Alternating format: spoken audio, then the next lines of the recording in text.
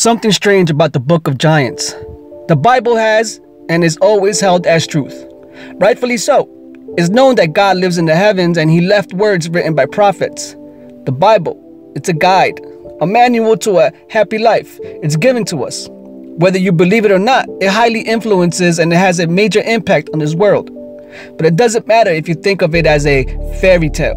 What matters most is that you better believe that the people who run this world, the elites, believe this book to be truth. History is written by victors, and the victors manipulates the truth that was meant for all of us. The first Dead Sea Scrolls were found in Qumran cave. They were best preserved and said to have been protected by tall clay jars with lids intact. Archaeologists excavated the caves and found additional fragments of these scrolls and fragments of dozens of other scrolls. Scholars are trying to piece these scrolls together but are having a tough time because of some unidentified texts that are tiny fragments in such poor conditions that they cannot be categorized. These scholars occasionally mistakenly thought that these fragments came from the same manuscript and grouped them together. Sometimes the fragments are the same composition, for example, the Book of Leviticus, but originate from different copies.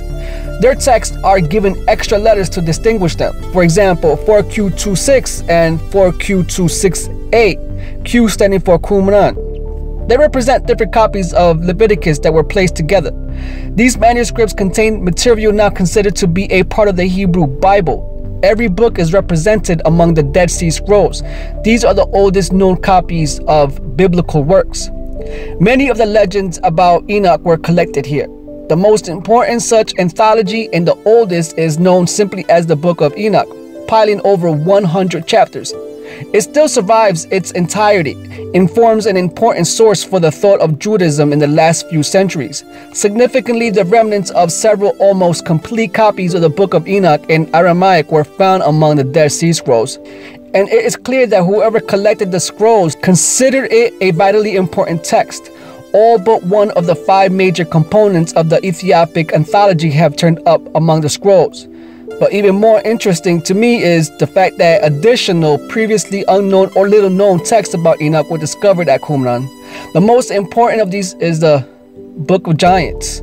Enoch lived before the flood, during a time when the world was very different. Human beings lived much longer, for one thing.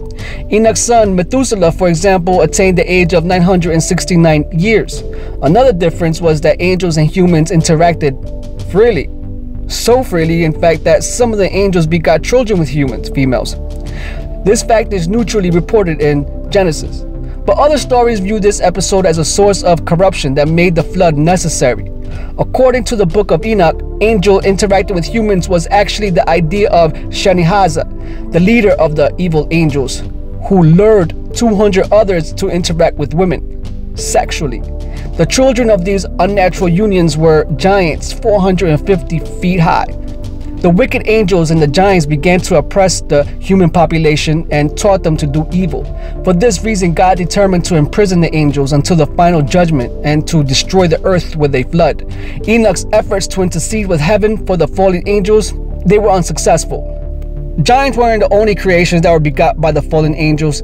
There seems to be more to this story that is kept in the dark. Enoch mentions how the Watchers sinned with animals. They began to sin against birds and beasts and reptiles and fish. So what other hybrids would this bring? What other creatures did the fallen angels begot? See, these dead scrolls weren't the only thing excavated. We also have ancient bones that were discovered. These giants dating God knows when. But those fossils, they're considered a hoax. It is impossible. It is impossible. No, it's all a story. Ladies and gents, nothing to see here. It's a myth. You want to know what isn't a myth? These bones right here. Yep. Dinosaur bones. You have to understand that the fallen angels created these giants that were 450 feet tall. These guys were enormous. What can be created when these angels sinned with animals?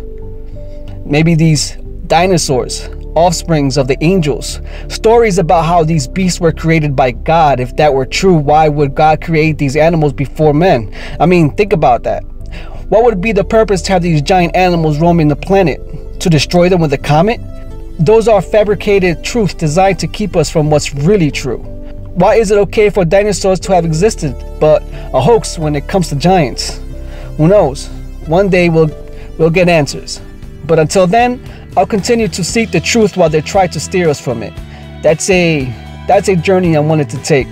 Nothing strange about that. If you like this video, please like, comment, and share it. And if you're not subscribed and you enjoyed this video, don't forget to subscribe.